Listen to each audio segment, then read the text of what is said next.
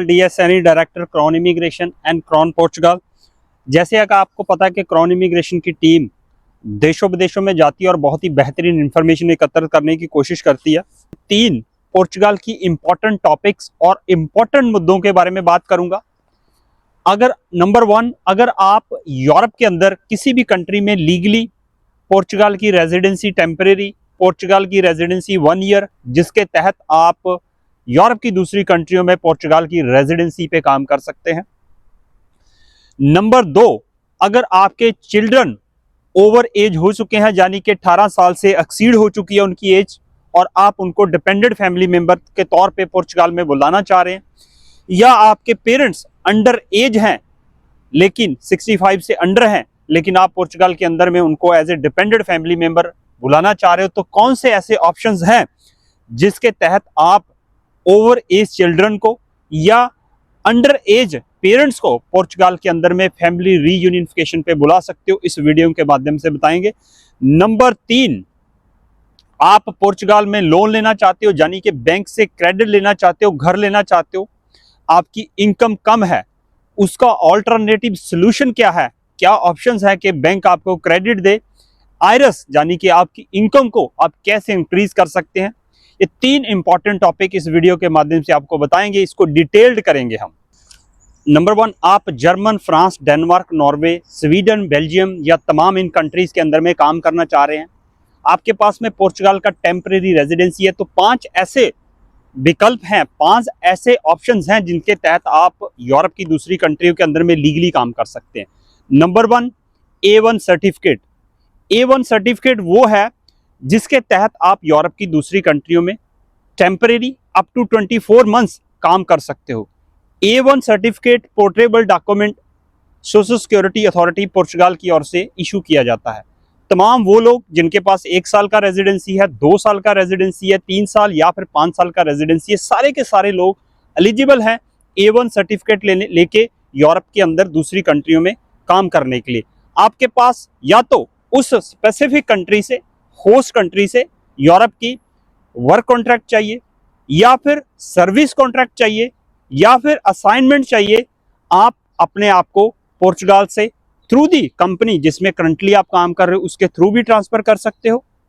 दूसरा ऑप्शन, आप employment company के थ्रू, जिसको अल्वरे का लाइसेंस रिक्रूटमेंट कंपनी बोलते हैं, उसके थ्रू ट्रांसफर कर सकते हो, या फिर आप as a independent based on service contract, अगर आप पोर्चुगल में फ्रीलांसर है तो वहां पे असाइनमेंट के बेसिस पे फ्रीलांसर कॉन्ट्रैक्ट लेके काम कर सकते हो। ये 3 ऑप्शंस के तहत आप A1 सर्टिफिकेट लेके यूरोप की दूसरी कंट्रियों के अंदर में काम कर सकते हो। नंबर 2, अगर आपके पास पोर्चुगल का 5 साल का रेजिडेंस है, यानी कि पोर्चुगल में आपको रहते हुए 5 साल हो गए, तो आप पोर्चुगल का कन्वर्ट करें long term EU card article 125 में, जो कि पोर्चुगल में मिलता है। अगर आपके पास में पोर्चुगल का आर्टिकल 125 के तहत लॉन्ग टर्म रेजिडेंसी कार्ड है, तो आप यूरोप की दूसरी कंट्रियों में डायरेक्टली जा सकते हो, रह सकते हो और काम कर सकते हो। आपके पास में पोर्चुगल का टेम्परेरी रेजिडेंसी है और आपको जर्मनी से या फ्रांस से, डेनमार्क से जॉब ऑफर आया, एज ए वर्क परमिट पे आप वहां पे ट्रांसफर हो सकते हो। पोर्चुगीज एम्बेसी ऑफ जर्मन या एम्बेसी ऑफ होस्ट कंट्री की जो पोर्चुगल में एम्बेसी है, उसके थ्रू वर्क परमिट वीजा लेके आप वहां पे जाके ऑफिशियली काम कर सकते हो। Number 4, EU certificate. अगर आपके पास में पोर्चुगल का सिटीजन कार्ड है या फिर पासपोर्ट है, तो आप वहां पे जाके काउंसिल में, म्यूनिसिपल कारपोरेशन जैसे कि कैमरा म्यूनिसिपल है पोर्चुगल का, ऐसे ही वहां पे जर्मनी, फ्रांस, डेनमार्क, नॉर्वे में काउंसिल में रजिस्ट्रेशन होने के बाद डायरेक्टली अपना काम स्टार्ट कर सकते हो। Number 5, job seeker visa. Job seeker visa लेके पोर्चुगल से आप उन तमाम होस्ट कंट्रियों के अंदर में जाके काम कर सकते हो। ये 5 ऐसे ऑप्शंस हैं जिसके तहत अगर आपके पास में पोर्चुगल की टेम्परेरी रेजिडेंसी है, या फिर एक्सटेंडेबल रेजिडेंसी है, या लॉन्ग टर्म रेजिडेंसी है, या सिटीजनशिप है, या परमानेंट रेजिडेंसी है, इन तमाम कंट्री के अंदर में आप ट्रांसफर कर सकते हो। और उसके बाद इंफ्रा ट्रांसफर कंपनी, एक आपका ब्रांच ऑफिस हेडक्वार्टर दूसरी किसी कंट्री में है, तो भी आप अपने आप को ये तमाम तरह के ऑप्शंस हैं जिसके तहत आप यूरोप की तमाम कंट्रियों के अंदर में ऑफिशियली एंड लीगली काम कर सकते हो। नंबर 2, आप अपने चिल्ड्रंस को पोर्चुगल में फैमिली रीयूनिफिकेशन पे बुलाना चाह रहे हो, लेकिन वो ओवर एज हो चुके हैं, यानी कि 18 ईयर से एक्सीड हो चुके हैं, तो उसके लिए क्या सॉल्यूशंस है।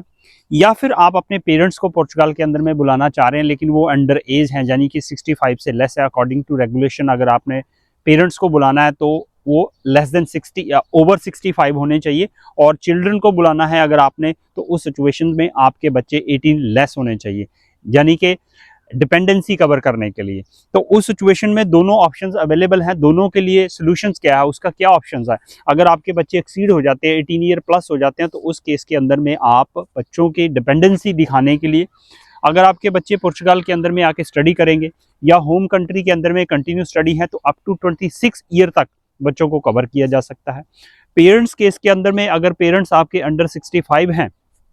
तो 55 या 60 से लेस हैं, तो उस केस के अंदर में extra document, additional document, supporting document आप डिपेंडेंसी के दे सकते हैं, जिसको डिपेंडेंसी सर्टिफिकेट बोलते हैं, वो अपनी होम कंट्री से बनवाएं। और या फिर आप नॉन इनकम सर्टिफिकेट जिसको बोलते हैं वो अपनी होम कंट्री से बनवाएं। इन एडिशन आप आयरस पुर्तगाल के अंदर में जब भी अपनी आयरस फाइल करते हो तो उसके अंदर में पेरेंट्स को इंक्लूड करें, तो उस केस के अंदर में आपको फैमिली रीयूनिफिकेशन में लेस एज होने के बावजूद भी पेरेंट्स को कंसीडर किया जाएगा, एक्सेप्ट किया जाएगा, रेजिडेंसी कार्ड उनका अप्रूव हो जाएगा। तो बच्चों के लिए एडमिशन अरेंज करें पुर्तगाल के अंदर में, वोकेशनल या फिर लैंग्वेज या फिर स्कूलिंग या फिर यूनिवर्सिटी, हायर स्टडी, व्हाटएवर। अगर आपके बच्चे ओवर एज हो चुके हैं तो 26 ईयर तक आप अपने डिपेंडेंट बच्चों को कवर कर सकते हो पुर्तगाल फैमिली रीयूनिफिकेशन के लॉ के तहत।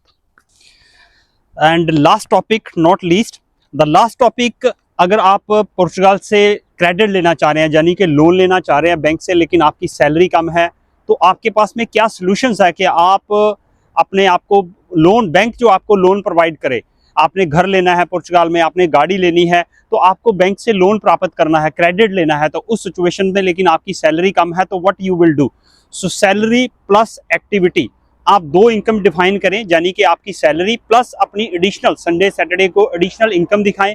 ताकि आपकी सैलरी आयरस जो आप फाइल करें end of the year, it could be more than salary, जो आप सैलरी दिखा रहे हो उससे कहीं गुना ज़्यादा हो, जिससे कि आपको कल लोन लेने में, बैंक से क्रेडिट लेने में बहुत ही आसानी होगी। तो आप सैलरी प्लस एक्टिविटी टुगेदर दो इनकम डिफाइन करें। पोर्चुगीज टैक्स सिस्टम के अंदर में अगर आपका प्लान है कि आप 2025 में घर लेना चाह रहे हैं और आपको बैंक लोन प्रोवाइड करे, तो उस सिचुएशंस में आप अभी से प्लान करें कि आप अपनी सैलरी के साथ में अपनी एक्टिविटी ओपन करें, और एक्टिविटी के अंदर एवरी मंथ कोई ना कोई ग्रीन रिसिप्ट जिसको रिसीवो वेरिवे बोलते हैं वो जनरेट करें, इनवॉइस जनरेट करें, ताकि एंड ऑफ द ईयर जो आपकी आयरस है, जो इनकम टैक्स की स्लैब है, वो आपका इनकम ज़्यादा दिखे और आपको बैंक लोन देने से मना ना कर पाए, आपको बैंक लोन ईजी से दे पाए, जिससे कि आप अपना घर या अपनी गाड़ी ले सकते हैं। इसके एडिशनल भी बेनिफिट्स हैं। अगर आपकी इनकम कम है, आपने फैमिली को बुलाना है लेकिन इनकम कम है, तो उस सिचुएशन में आप अपनी एक्टिविटी ओपन करें साथ में, ताकि अपनी प्रूफ कर पाएँ कि आपकी सफिशिएंट इनकम है। इसके अलावा 2-3 और भी ऑप्शंस है फैमिली केसेस में, आप अपने बैंक के अंदर में एडिशनल अमाउंट दिखाएं, आप अपनी डिपेंडेंट फैमिली मेंबर का 1 साल का इंश्योरेंस बोरो कर लें, तो उस सिचुएशन में भी आप कम इनकम पे भी फैमिली के केस को पास करवा सकते हो, फैमिली के रेजिडेंस कार्ड को अप्रूव कर सकते हो। तो ये एडिशनल सपोर्ट्स हैं आपकी इनकम को इन्हांस करने का ऑप्शंस, या फिर आपने क्रेडिट लेना है या फिर अपने फैमिली को इनवाइट करना है, अपनी बैंक के अंदर में सेविंग डिपॉजिट करें, इंश्योरेंस बनाएं, ताकि आपकी फैमिली जो है ईजी से अप्रूव हो सके, ईजी से रेजिडेंट। DS सैनी को दीजिए इजाजत। थैंक यू, धन्यवाद।